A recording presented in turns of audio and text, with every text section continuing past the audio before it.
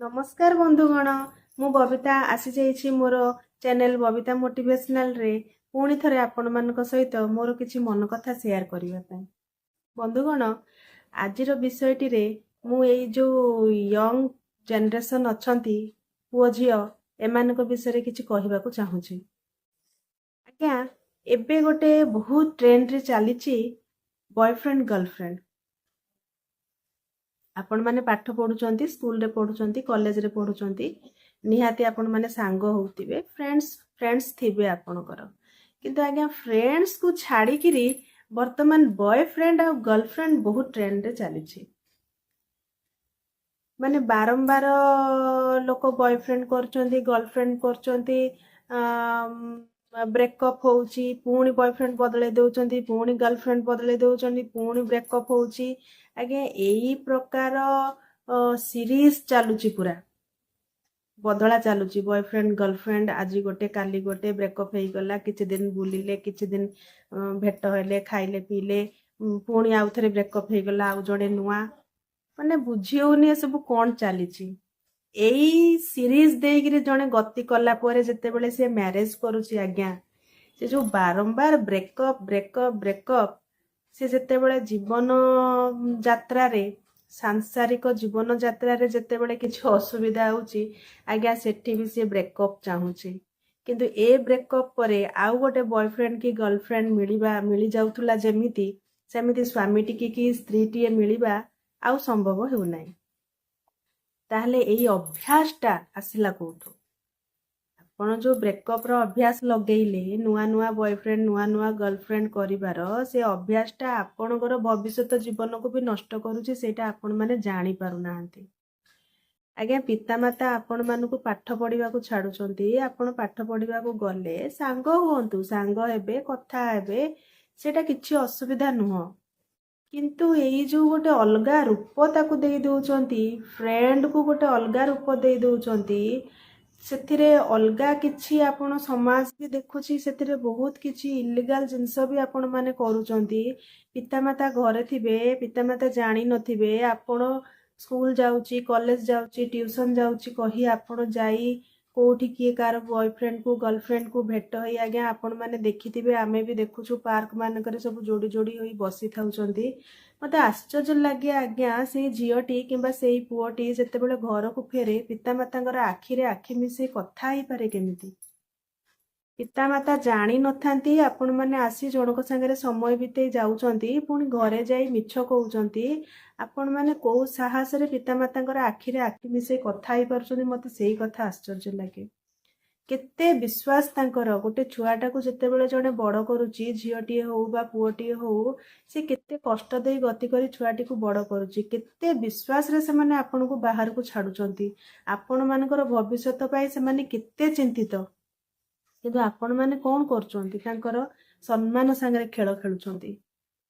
जदि बाहर केही आपण को देखिला तांकर सम्मान जाउची आपण मानकर सम्मान जाउची काहे कि आज्ञा सब चलेचंती कौन मिलिबो कौन मिलुची एथिरु पितामाता न जानी आपण माने जाई कोठी भेटघाट करूछंती सेथिरु किए का को मर्डर कर देलानी किए का को किडनैप कर देलानी अधा जनकर तो पत्ता भी मिलुनी केते दिन पर जना पडुची जे ता संगे जाइथिला कोठी बसतिला सेथिरु कोठी मर्डर हैला कोठी से लापता हैला कोठी किडनैप हैला ए भलिया केस सब होची।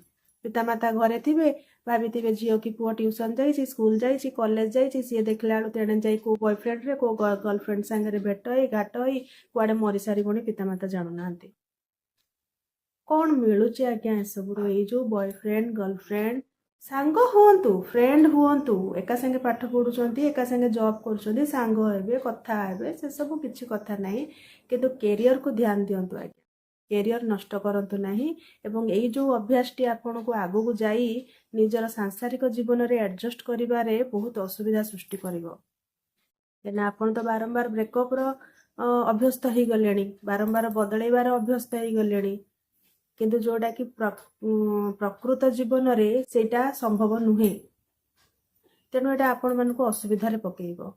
तापर आज्ञा कौन होउची जेतेबेले एई भलिया पुओटीए किंबा झियोटीए विवाह करी संसार करूची तार जेतेबेले छुआ पिला होउचंती आज्ञा सी को स्तर रो आपण भाबंतु ଯଦି ପିତାମାତା ଏଇ ସ୍ତରର ହେବେ ତାହେଲେ ପିଲାଟି କୋଉ ସ୍ତରର ହବ, ତାର ସଂସ୍କାର କଣ ହବ ଆପଣ ଭାବନ୍ତୁ। ଯେତେ ବତେଇଲେ ବି, ଯେତେ ତାକୁ ଭଲ ଶିକ୍ଷା ଦେଲେ ବି ଆଜ୍ଞା ତାର ତ ସେ ଯୋଉ କହିଲା ଭଳିଆ ଜିନ୍ରେ ଆସିଛି ଆପଣଙ୍କର ଗୁଣ। ଆପଣମାନେ ପିତାମାତାଙ୍କୁ ଠକୁଥିଲେ, ପିତାମାତାଙ୍କ ଆଖିରେ ଧୂଳି ଦଉଥିଲେ, ଆପଣମାନେ ଏ ପ୍ରକାର ସବୁ ଚଲେଇଥିଲେ, ତ ସେ ଛୁଆମାନେ କୋଉ ସ୍ତରର ହେବେ, କୋଉ ସଂସ୍କାର ସେମାନେ ପାଇବେ ଆପଣ ଭାବନ୍ତୁ। ଆପଣ ଯେତେ ଚେଷ୍ଟା କଲେ ବି ତାଙ୍କୁ ଭଲ ସଂସ୍କାରୀ କରିପାରିବେ ନାହିଁ, କାରଣ ଆପଣଙ୍କ ଜିନ୍ ତାଙ୍କ ଦେହରେ ଅଛି। ଆପଣ ଯୋଉ ଜିନିଷଟା କରୁଛନ୍ତି ସେମାନେ ଆଗକୁ ଯାଇ ତାଠୁ ଆହୁରି ଦ୍ୱିଗୁଣ କରିବେ। ତେଣୁ ଆପଣ ତ ବର୍ତ୍ତମାନ ପିଢ଼ିକୁ ନଷ୍ଟ କରୁଛନ୍ତି, ଆସନ୍ତା ଯୋଉ ଜେନେରେସନ, ଯୋଉ ପିଢ଼ି ଆପଣମାନେ ଦେବେ ବିବାହ ପରେ, ସେ ପିଢ଼ିକି ବି ଆପଣମାନେ ନଷ୍ଟ କରୁଛନ୍ତି। ସେଇଥିରୁ ଭାବନ୍ତୁ ଯେ ଦେଶର ଭବିଷ୍ୟତ କଣ ହବ। ଯେତେବେଳେ ଏଇ ସବୁ ବୟଫ୍ରେଣ୍ଡ ଗର୍ଲଫ୍ରେଣ୍ଡ ଏସବୁ ଚଳି ନଥିଲା, ସେତେବେଳେ ବି ଲୋକ ବିବାହ କରୁଥିଲେ, ସଂସାର କରୁଥିଲେ, ସଂସାର ପ୍ରତ୍ୟେକ ଖୁସି ପାଉଥିଲେ। ତାହେଲେ ଏସବୁ କାହିଁକି ଚାଲିଛି? ସାଙ୍ଗ ହୁଅନ୍ତୁ, କଥା ହୁଅନ୍ତୁ। ଆପଣଙ୍କୁ ଯଦି ଆପଣ ଯଦି ସମୟ ବିତେଇବାକୁ ବି ତାଙ୍କ ସହିତ ଚାହୁଁଛନ୍ତି, ତାହେଲେ ପିତାମାତାଙ୍କ ଆଗରେ ଆପଣଙ୍କ ଘରକୁ ଆପଣଙ୍କର ସାଙ୍ଗ ଆସୁ, ଆପଣ ଆପଣଙ୍କ ସାଙ୍ଗର ଘରକୁ ଯାଆନ୍ତୁ, ପିତାମାତାଙ୍କ ଆଗରେ ଆପଣମାନେ ବସନ୍ତୁ, ଉଠନ୍ତୁ, କଥା ହୁଅନ୍ତୁ, କିଛି ଅସୁବିଧା ନାହିଁ। କିନ୍ତୁ ପିତାମାତାଙ୍କୁ ନ ଜଣେଇ ଆପଣମାନେ ଯାଇ କୋଉଠି ସମୟ ବିତଉଛନ୍ତି, କିଏ ଗୋଟେ ଦେଖୁଛି, ସମ୍ମାନ ହାନି ହଉଛି, ବାରମ୍ବାର ଆପଣ ବୟଫ୍ରେଣ୍ଡ ଗର୍ଲଫ୍ରେଣ୍ଡ ବଦଳାଉଛନ୍ତି, ବ୍ରେକଅପ୍ ହେଉଛି, ଏସବୁ ଠିକ୍ ନୁହଁ। ଆପଣ ବର୍ତ୍ତମାନ ପିଢ଼ିକି ନଷ୍ଟ କରୁଛନ୍ତି, ପ୍ଲସ୍ ଆପଣ ଯେତେବେଳେ ବିବାହ କରି ଆପଣଙ୍କର ସନ୍ତାନ ସନ୍ତତି ହେବେ, ଏଇଭଳିଆ ସନ୍ତାନ ସନ୍ତତି ଆସିଲେ ଆସନ୍ତା ପିଢ଼ି ମଧ୍ୟ ନଷ୍ଟ ହେବ। ସେଥିପାଇଁ ଆଜ୍ଞା ନିଜର ଭବିଷ୍ୟତକୁ, ନିଜର କ୍ୟାରିୟରକୁ ଧ୍ୟାନ ଦିଅନ୍ତୁ, ଏସବୁରୁ ଧ୍ୟାନ ହଟାନ୍ତୁ, କଣ୍ଟ୍ରୋଲ କରିବା ଶିଖନ୍ତୁ ମନକୁ। ବୟସ ଯଦି ଆପଣଙ୍କ ମନକୁ ବିଚଳିତ କରୁଛି, କଣ୍ଟ୍ରୋଲ କରିବା ଶିଖନ୍ତୁ, ହେଇଯିବ। କିଛି ଅସୁବିଧା, କିଛି ଅସମ୍ଭବ କଥା କୌଣସି ଜିନିଷ ନୁହଁ। ଆପଣ କେବଳ ଆପଣଙ୍କର ପିତାମାତାଙ୍କର ଯୋଉ ତ୍ୟାଗ, ଯୋଉ ପରିଶ୍ରମ, ଆପଣଙ୍କ ପ୍ରତି ଯୋଉ ବିଶ୍ୱାସ, କୋଉ ବିଶ୍ୱାସରେ ସେ ଆପଣଙ୍କୁ ବାହାରକୁ ଛାଡୁଛନ୍ତି, ଯଦି ସେଇ କଥାଟି ଆପଣ ମନରେ ରଖି ବାହାରେ ଚାଲିବେ, ତାହେଲେ ଆପଣ ଏଭଳି ଷ୍ଟେପ୍ ନେବେନି କି ଏଭଳି ଦିଗକୁ ଯିବେ ନାହିଁ। ଆପଣ ଯଦି ପିତାମାତାଙ୍କର ସେଇ ବିଶ୍ୱାସ ବିଷୟରେ ଭାବିବେ ଯେ କୋଉ ବିଶ୍ୱାସରେ ସେ ଆମକୁ ବାହାରକୁ ଛାଡ଼ିଛନ୍ତି, ଆପଣମାନେ ତାଙ୍କ ବିଶ୍ୱାସ ସହିତ ଖେଳ ଖେଳିପାରିବେ ନାହିଁ। ଯୋଉଠି ବି ରୁହନ୍ତୁ ପିତାମାତାଙ୍କ ପ୍ରତି ସମ୍ମାନ ଥାଉ, ଗୋଟେ ଭୟ ଥାଉ, ତାହେଲେ ଆପଣ ଏଭଳିଆ କରିପାରିବେନି। କେବଳ ଆଗରେ ଡରିବେ ଆଉ ପଛରେ ଏଭଳିଆ କାର୍ଯ୍ୟ କରିବେ, ଏଇଟା ଡର ନୁହଁ, ସମ୍ମାନ ନୁହଁ, ଭୟ ନୁହଁ, ଭକ୍ତି ନୁହଁ। ସେଇଟା ହେଉଛି ସମ୍ମାନ। ଯୋଉଠି ବି ଆପଣ ଥାଆନ୍ତୁ, ପିତାମାତା ଆପଣଙ୍କ ଆଖି ସାମ୍ନାରେ ଥାଆନ୍ତୁ ନଥାନ୍ତୁ, ଆପଣ ସେମାନଙ୍କ ଆଖି ସାମ୍ନାରେ ଥାଆନ୍ତୁ ନଥାନ୍ତୁ, ତାଙ୍କ ସମ୍ମାନକୁ ଆପଣ ମନରେ, ହୃଦୟରେ ରଖି କାର୍ଯ୍ୟ କରନ୍ତୁ। ତାହେଲେ ଆଜିର ଭିଡ଼ିଓଟିକୁ ଏଇଠି ମୁଁ ରଖୁଛି। ମୋର ଭିଡ଼ିଓଟି ଯଦି ଭଲ ଲାଗିଥିବ, ଅଧିକରୁ ଅଧିକ ଲାଇକ୍ କରିବେ, ସେୟାର କରିବେ, ସବସ୍କ୍ରାଇବ୍ କରିବେ, କମେଣ୍ଟ କରିବେ। ରହୁଛି, ନମସ୍କାର।